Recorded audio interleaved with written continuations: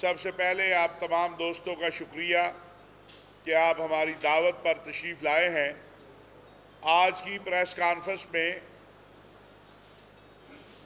دو اہم ترین موضوع ہیں جن پر میں بات کرنا چاہتا ہوں۔ پہلا حج بیت اللہ اور دوسرا سوات میں جو واقعہ ہوا ہے، اور پھر تیسرا جو کل آپریشن عزم استحکام کا اعلان کیا گیا ہے۔ اللہ تعالیٰ کے فضل و کرم اور احسان سے مسلمانوں نے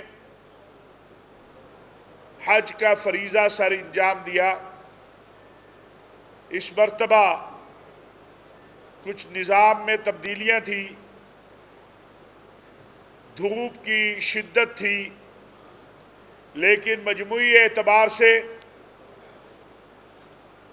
حج الحمدللہ اور اس کے تمام مناسک جو ہیں وہ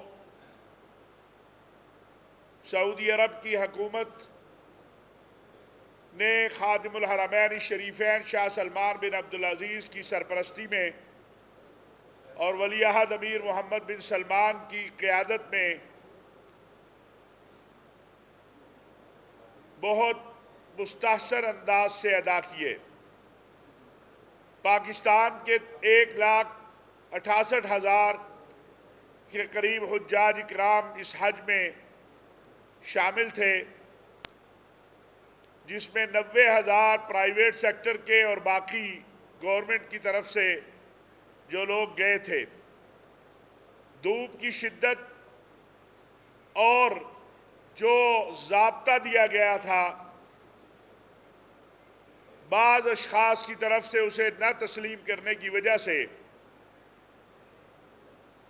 کچھ اموات ہوئی، لیکن پاکستانی جو حجاج اکرام ہیں ان کی مینا، عرفہ اور مزدلفہ میں 9 تعداد ہے جو ڈائریکٹر جنرل پاکستان حج مشن نے بتائی ہے، اور ٹوٹل مکہ مکرمہ مدینہ منورہ یہ پورا جو حج کا پروسیس ہے، اس میں پاکستانیوں کی جو اموات ہوئی ہیں وہ گزشتہ سال کی نسبت کم ہیں، اور وہ 35 بتائی گئی تھی، اب کچھ اس میں اضافہ بتایا جا رہا ہے۔ لیکن مینا، عرفات اور مزدلفہ میں باقی ممالک کے حجاج کے مقابلے میں اگر دیکھا جائے تو پاکستان کی اموات بہت کم ہیں۔ ہم نے بھی متعدد پریس کانفرنسوں کے ذریعے، ٹی وی پروگرامز کے ذریعے یہ حجاج اکرام سے گزارش کی تھی کہ سعودی عرب کی حکومت کا جو ضابطہ اخلاق ہے، جو قوانین ہیں، ان پر عمل کیا جائے۔ بدقسمتی سے جو اموات ہوئی ان میں اکثریت ان لوگوں کی ہے جنہوں نے غیر قانونی، بغیر اجازت کے حج کرنے کی کوشش کی، جن کے پاس نہ خیمہ تھا، نہ انہوں نے خیمہ لیا، نہ انہوں نے جو احکامات تھے ان کو مانا۔ جب اللہ تبارک و تعالیٰ نے اور شریعت اسلامیہ نے آپ کو اجازت دی ہے کہ آپ رمی جمرات جو ہے وہ اس وقت کر سکتے ہیں جب دھوپ کم ہو جائے، تو آپ کو یہ بات ماننی چاہیے۔ جو کمیاں کوتاہیاں ہوئی ہیں، جو شکایات ہیں، اس حوالے سے وفاقی وزیر مذہبی امور اور سیکٹری مذہبی امور جو ہیں وہ سعودی عرب میں خود موجود تھے، اگرچہ ان دونوں کا جو تقرر ہے وہ آخری ایام میں ہوا، وہ اس کے اوپر اپنا کام کر رہے ہیں، اور ہم امید رکھتے ہیں کہ پرائیویٹ سیکٹر ہو یا گورنمنٹ کا حصہ ہو، اس میں اگر کسی حاجی کے ساتھ زیادتی ہوئی ہے یا کسی پرائیویٹ گروپ نے کوئی زیادتی کی ہے، تو نہ صرف یہ کہ اس کا ازالہ ہوگا بلکہ اس کے خلاف ایکشن بھی ہوگا۔ اور میں یہ بڑا واضح بطور سرپرست ہوپ پاکستان کے کہنا چاہتا ہوں کہ دو چیزیں ہیں. ایک، پاکستان کے کسی حج گروپ پرائیویٹ سیکٹر نے کوئی زیادتی کی ہے، اور ایک یہ کہ اگر سعودی عرب کی جو طوافہ کمپنیاں ہیں ان کی طرف سے کوئی مسئلہ ہوا ہے. دونوں کو ہوپ پاکستان نے فیصلہ کیا ہے کہ وہ نہ صرف یہ کہ دیکھے گی بلکہ اس پر عملی اقدامات اٹھائے جائیں گے. جو سرکاری نظام میں پریشانیاں آئی ہیں ان کے حوالے سے بھی مجھے امید ہے کہ بہت جلد جو حقائق ہیں وہ قوم کے سامنے آئیں گے، اور اس پر وفاقی وزیر مذہبی امور جو سالک حسین صاحب اور سیکرٹری مذہبی امور جو ہیں ذوالفقار حیدر صاحب، وہ خود سعودی عرب میں موجود ہیں، اور ہم امید رکھتے ہیں کہ انشاءاللہ جو بھی مصائب اور مسائل ہیں ان کو نہ صرف حل کیا جائے گا بلکہ مستقبل میں کے لیے بھی ان کی پیش بندی کی جائے گی. میں دوسرے مسئلے کی طرف آنا چاہتا ہوں جو سوات میں ایک انسان کو جلا دیا گیا قرآن کریم کا نام لے کر. قرآن کریم میں اللہ تبارک و تعالیٰ نے فرمایا ہے کہ من قتل نفسا بغیر نفس او فساد فی الارض فکأنما قتل الناس جميعا. جس نے کسی ایک انسان کو قتل کیا اس نے پوری انسانیت کو قتل کر دیا. اس قرآن کا نام لے کر جو امن کا پیغام لے کر آیا ہے، اس قرآن کا نام لے کر جو رحمت ہی رحمت ہے، اس قرآن کا نام لے کر جو عدل کا حکم دیتا ہے، خود ہی جلاد، خود ہی منصف اور خود ہی مدعی بننے کا جو سلسلہ ہے یہ اب ختم ہونا چاہیے. کبھی جڑاوالا میں، کبھی سرگودا میں، کبھی سوات میں، کبھی سیالکوٹ میں یہ واقعات جو ہیں میں سمجھتا ہوں کہ یہ ہماری ریاست اور ہماری عدلیہ کے لیے بھی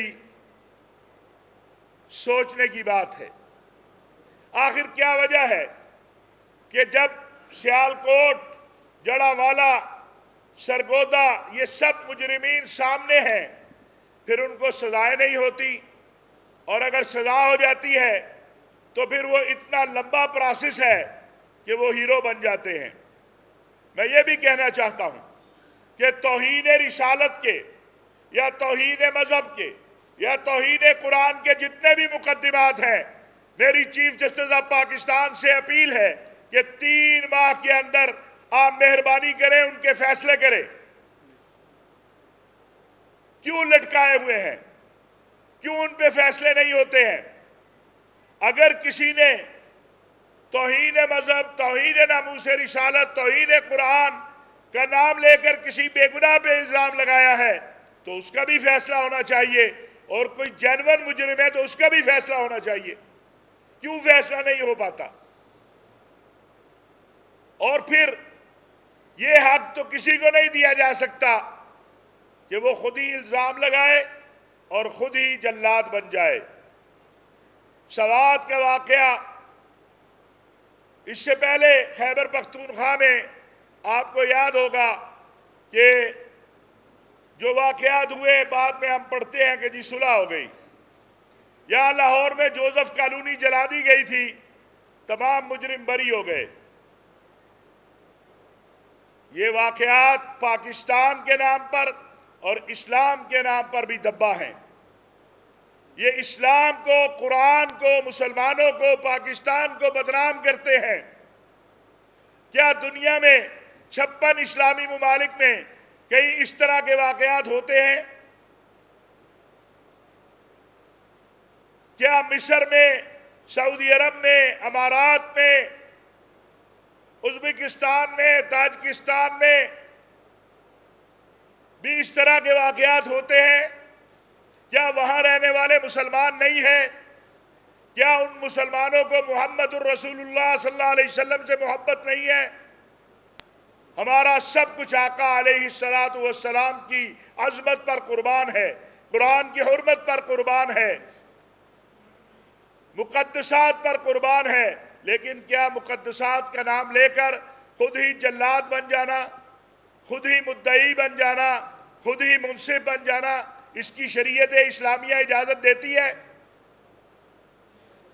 ایک لمحے کے لیے مان بھی لیا جائے کہ اس شخص نے توہین قرآن کی تھی، جب اس کو پولیس نے گرفتار کر لیا تھا، اس کے بعد اسے پھر جلا دینا، یہ تو اتنا قبیح عمل ہے،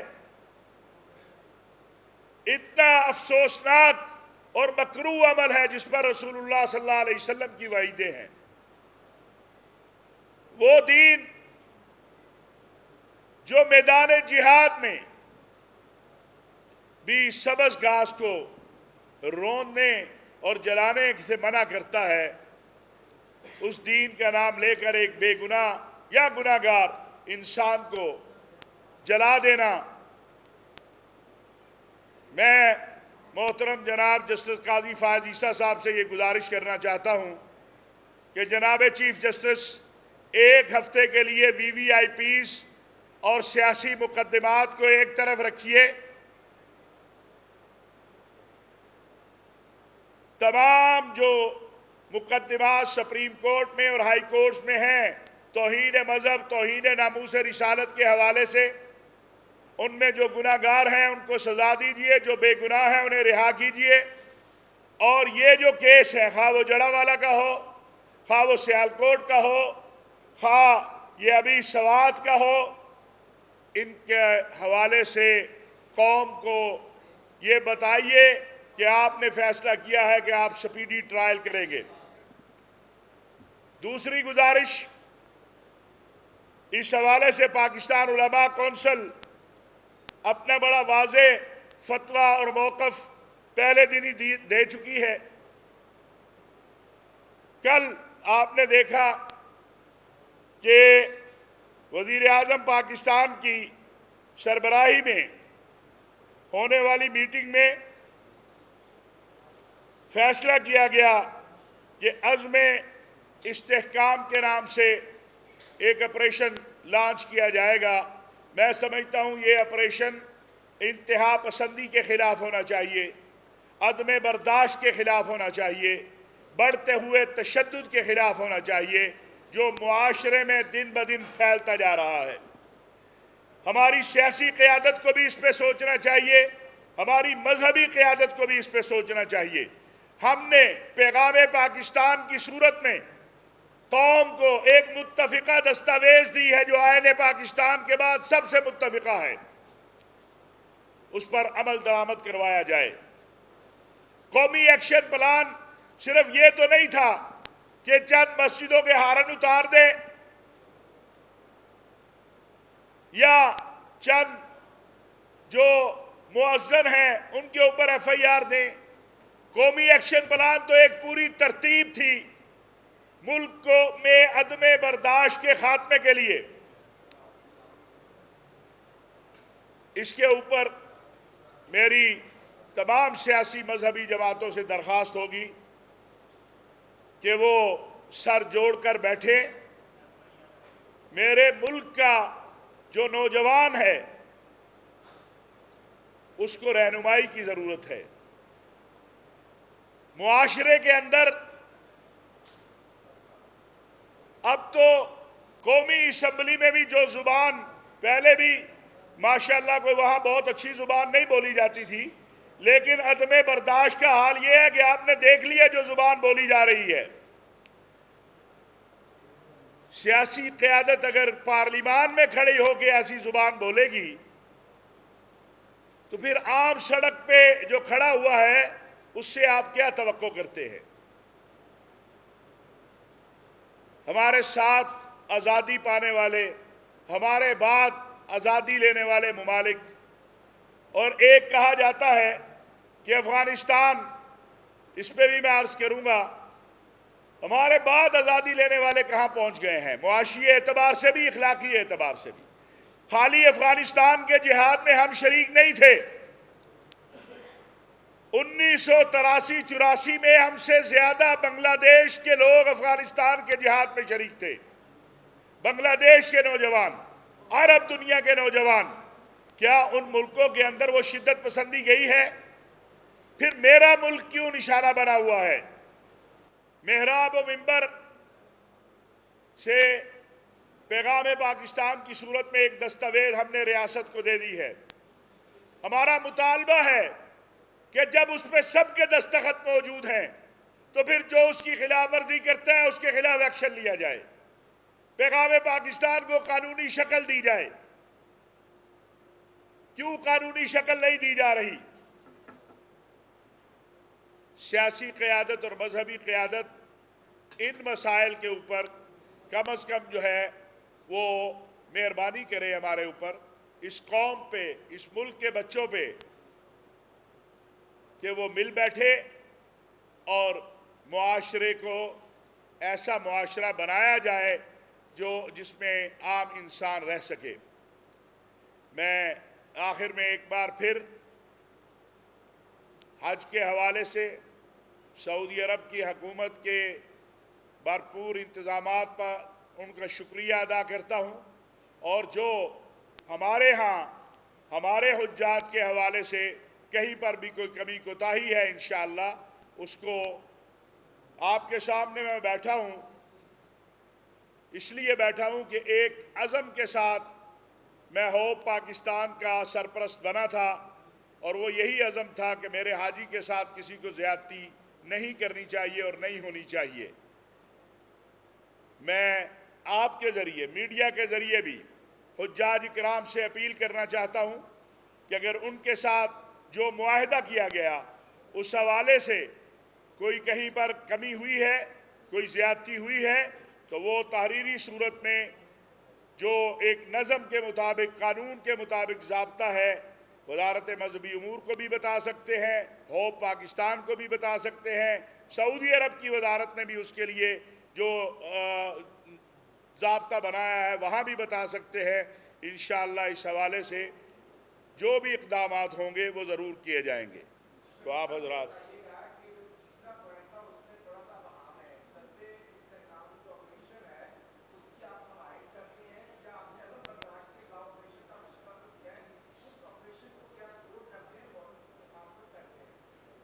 ہر وہ کام جو پاکستان میں انتہا پسندی اور دہشت گردی کے خلاف ہوگا ہم اس کی تائید کریں گے. اسی لیے ہم یہ چاہتے ہیں کہ ہماری سیاسی جماعتیں، مذہبی جماعتیں اس پر بیٹھے. وزیر اعظم پاکستان اگر کسی جماعت کو، مولانا فضل الرحمان صاحب کو یا کسی اور جماعت کو اس حوالے سے کوئی اشکالات ہیں تو ان کو اعتماد میں لیں. پاکستان کی ضرورت ہے کہ انتہا پسندی اور دہشت گردی کے خلاف ایک ایسا آپریشن اسے کہیں یا ایسا لائحہ عمل کہیں کہ جس سے اس معاشرے کے اندر لوگ آسانی سے جی سکے.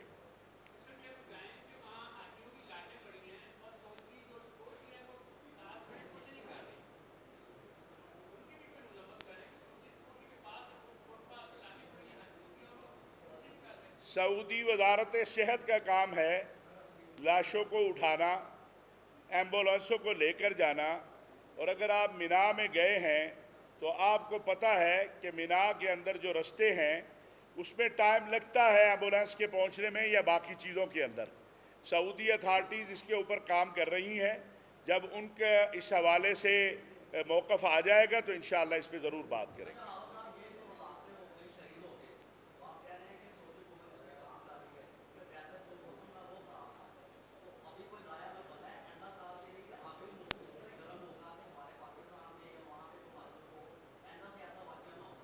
دیکھیے گزارش یہ ہے، اگر سعودی حکومت کہتی ہے کہ 11 بجے آپ رمی کے لیے نہ جائیں اور میں کہتا ہوں میں نے تو نہیں بات ماننی، میں تو جا رہا ہوں، وہاں سعودی حکومت اگر شرطہ کھڑا کرے آپ پھر بھی اعتراض کرتے ہیں، اور اگر سعودی حکومت نہ شرطہ کھڑا کرے تب بھی آپ اعتراض کرتے ہیں. انہوں نے جب منع کیا، میں نے یہاں پر 3 پریس کانفرنسیں اسی پریس کلب میں کی کہ جو سعودی قوانین اور ضابطہ ہے اس پر عمل کیا جائے.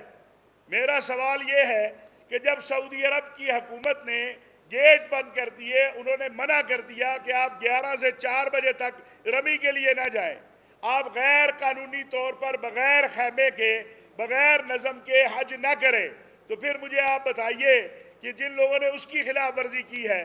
دیکھیں اردن کی حکومت نے، اردن کی بہت بڑی تعداد ہے اس میں، جو اموات ہوئی ہیں مصر کی، انہوں نے ان کمپنیوں کے لائسنس کینسل کیے ہیں جو غیر قانونی طور پر حجاج کو لے کر گئی ہیں۔ اردن کی حکومت نے اعلان کیا ہے کہ ان لوگوں سے ہم بری ہیں، انہوں نے ہمارا ضابطہ نہیں مانا ہے۔ 20 لاکھ لوگ ہیں، ایک ضابطہ ہے، ایک قانون ہے، اگر ایک ہی وقت میں سارے کہیں کہ ہم نے رمی کرنی ہے اور سورج 52 ڈگری پر ہے، تو پھر آپ مجھے بتائیں وہاں میں یا آپ یا کوئی حکومت کیا کر سکتی ہے؟ جو لوگ نہیں نکلے، جو لوگ جنہوں نے بات مانی ہے، وہ الحمدللہ ٹھیک رہے ہیں، صحت مند بھی رہے ہیں۔ ہر معلم کو تعلیمات جو ہیں، ہر معلم کو وقت جو ہے وہ سعودی وزارت حج نے بتایا ہے، بار بار اناؤنس کیا ہے۔ اس بار انہوں نے ایک نسخ کارڈ بنایا تھا، وہ نسخ کارڈ کے حوالے سے آپ کا نمبر ان کے پاس موجود تھا، آپ کو بار بار میسیج آ رہا تھا کہ آپ 11 سے 4 تک نہ نکلے۔ ہم نے خود رمی شام کو کی ہے۔ یعنی یہ اگر آپ ضابطے کو نہیں مانیں گے، آپ بغیر اتنی 52 ڈگری اوپر آپ کے سورج ہے اور آپ جو چوری اور غیر شرعی غیر قانونی بغیر خیمے کے حج کے لیے جائیں گے تو خدا نخواستہ کوئی حادثہ ہوتا ہے تو اس کی ذمہ داری پھر کس پر آئے گی؟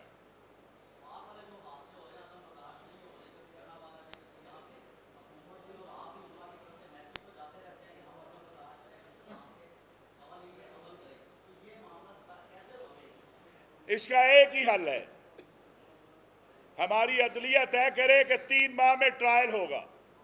بے گناہ جو ہے، دیکھیں یہ تصور اور یہ جو ایک نقطہ نظر ہے کہ ان کیسوں کے فیصلے ہی نہیں ہوتے۔ آپ کو یاد ہوگا آپ کی لاہور ہائی کورٹ نے پتہ نہیں 12 سال کے بعد ایک بندے کو بری کیا توہین رسالت کے کیس میں۔ بھئی 12 سال تو اس کے ضائع ہو گئے زندگی کے، 3 ماہ میں آپ فیصلہ کریں، سپیڈی ٹرائل کریں۔ یہ وی وی آئی پیز کے کیس اور یہ سیاسی مقدمات ذرا ایک طرف رکھ دینا 1 ماہ کے لیے۔ یہ اتنے کیس نہیں ہے توہین رسالت اور توہین مذہب کے کہ جو 1 ماہ میں ختم نہ ہوں۔ جو ہائی کورٹس میں کیس پڑے ہیں، سپریم کورٹ میں پڑے ہیں، ان کا فیصلہ دیں، گناہگار کو سزا ہو، بے گناہ جو ہے وہ گھر جائے۔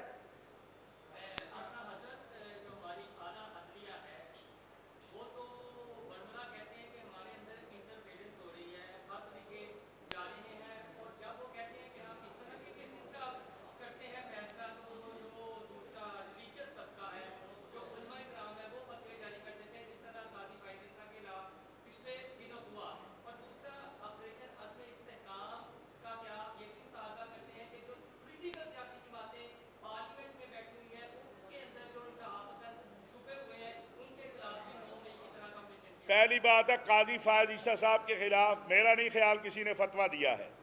ان کا ایک کیس آیا جو ہم سمجھتے تھے کہ شرعاً بھی درست نہیں ہے، قانوناً بھی درست نہیں ہے۔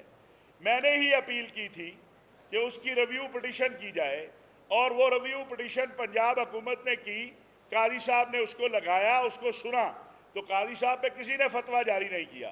دوسری بات ہے کہ میں اگر منصف کی سیٹ پہ بیٹھا ہوں تو یا میں منصف کی سیٹ چھوڑ دوں اگر میرے پہ پریشر آتا ہے، یا پھر میں انصاف کروں۔ یہ کیا بات ہوئی؟ میرے پہ پریشر آ گیا جی، میرے پہ یہ ہو گیا جی، میرے پہ وہ ہو گیا جی۔ بھائی آپ پھر منصف کی سیٹ چھوڑ دیں۔ منصف کا کام ہے انصاف دینا۔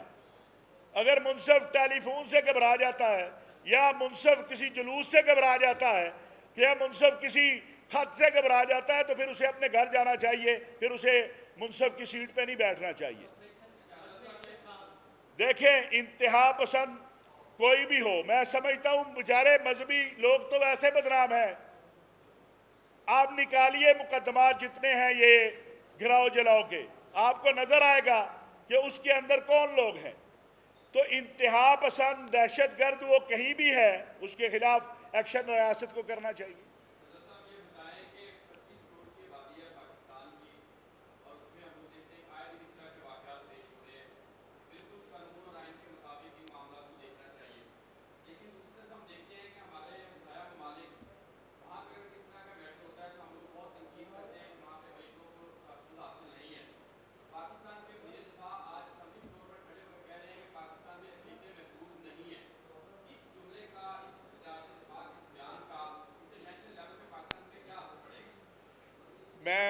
یہ سمجھتا ہوں کہ ہماری قیادت کو بھی گفتگو کرتے ہوئے خیال کرنا چاہیے۔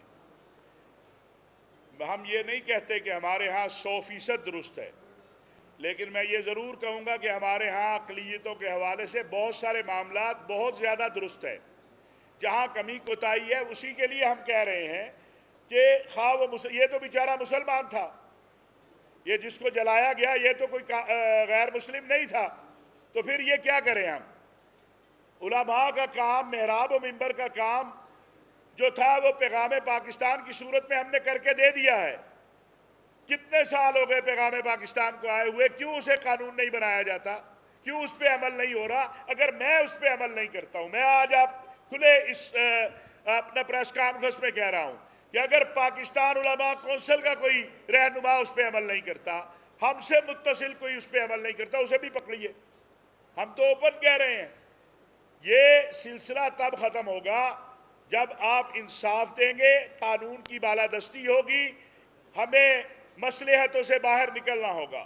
اگر ہم مصلحتوں کا شکار رہیں گے تو ہر ہفتے ہم ایک ماتمی پریس کانفرنس کرتے ہیں، مذمت کرتے ہیں، ہم گھروں کو چلے جاتے ہیں، پھر ایک واقعہ ہو جاتا ہے۔ کیا اس واقعے کے بعد میں آپ سے سوال کرتا ہوں کہ سوات جانے والا جو ہمارے ملک کا ایک بہترین سیاحتی مقام ہے، وہ خوفزدہ ہے کہ نہیں ہے؟ اہل سوات سے میں کہنا چاہتا ہوں کہ آپ کی تو مہمان نوازی معروف تھی، آپ کو کیا ہو گیا؟ کیا کوئی جائے گا اس کے بعد؟ خوف کا عالم پیدا کر دیا آپ نے۔ خود لوگوں کو بھی سوچنا چاہیے، لیکن چونکہ ہمارے ہاں جذبات کی شدت اس حد تک جا چکی ہے کہ نہ ہم سیاسی ڈیبیٹ کر سکتے ہیں بغیر شدت کے، نہ ہم مذہبی بات کر سکتے ہیں بغیر شدت کے۔ اس کے خاتمے کے لیے ریاست کے ہر شعبے کو اور معاشرے کے تمام طبقات کو اپنا کردار ادا کرنا ہو۔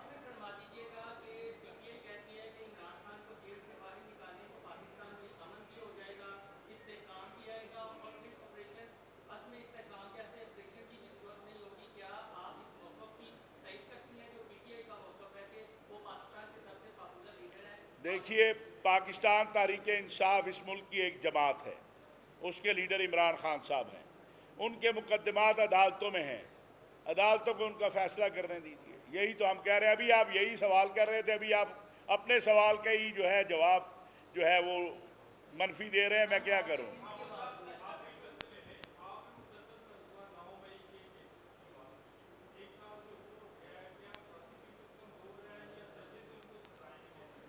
میں تو یہ سمجھتا ہوں اگر میری 9 مئی کو میری ریاست کو انصاف نہیں ملا تو مجھے کیا انصاف ملے گا؟ ایک عام آدمی کو کیا انصاف ملے گا؟ دیکھیں، میرا نقطہ نظر بڑا واضح ہے کہ 9 مئی میں کوئی بے گناہ سزا نہیں ہونی چاہیے، کسی گناہگار کو چھوڑنا نہیں چاہیے۔ میں آپ سے پوچھتا ہوں، آپ کے کیمرہ دکھا رہا ہے نا جلانے والے؟ میں تو نہیں دکھا رہا، آپ کا کیمرہ دکھا رہا ہے، کوئی جرنل نہیں دکھا رہا، ISPR نہیں دکھا رہی، آپ کا کیمرہ دکھا رہا ہے کہ یہ بندہ جلا رہا ہے، یہ بندہ توڑ رہا ہے۔ اس کو سزا دینے میں کیا چیز مانے ہیں؟ اگر کہیں پولیس کی نااہلی ہے تو وہ بھی دور ہونی چاہیے، اور اگر عدلیہ میں کہیں یہ محبت نامہ ہے تو وہ بھی ختم ہونا چاہیے۔ مجھے اس حوالے سے مجھے کسی ایک گروہ یا جماعت یا فرد میرے سامنے نہیں ہے، میرے سامنے میری ریاست ہے، اس کے ادارے ہیں۔ اگر آج فوج کے اداروں پر حملہ کرنے والوں کے حوالے سے میری عدلیہ ان لوگوں کو بھی سزا دیتے ہوئے گھبرا رہی ہے جو سامنے نظر آ رہے ہیں، تو پھر عام آدمی کا حال یہی ہونا ہے جو سوات میں بیچارے کا ہوا، یا سیالکوٹ میں جو ہوا، جو جڑا والا میں ہوا۔ تو اس لیے محترم عدلیہ کو بھی اپنا کردار ادا کرنا ہے۔ معاشرے عدل کے ساتھ آگے بڑھتے ہیں۔ ہم یہ نہیں کہہ رہے قطعاً کہ آپ بے انصافی کریں، لیکن ہم یہ تو آپ سے عرض کر سکتے ہیں کہ جناب پچھلے 2-3 سال میں ہم VVIPs کیس ہی سارا دن سنتے رہتے ہیں، کسی غریب کا کیس بھی سن لیجئے، کسی غریب پہ بھی رحم کر دیجئے۔ یہ جو اگر جڑا والے کا کیس کوئی صحیح طریقے سے لے لیا گیا ہوتا، سیالکوٹ کے کیس کو لے لیا گیا ہوتا، 9 مئی کے کیس کو لے لیا گیا ہوتا تو یہ مسئلہ حل ہو گیا ہوتا۔